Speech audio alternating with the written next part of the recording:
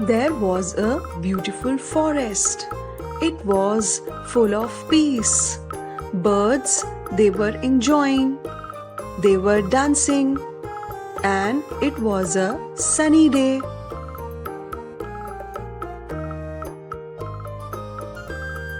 In a beautiful forest, there a family of elephants lived happily. Dad was Mambu and mother was Lala, and their children were Tubu and Tibi.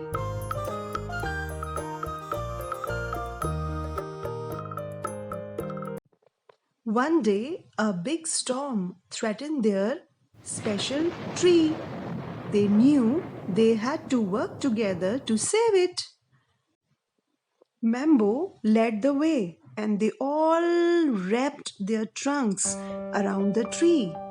They stood together around the tree.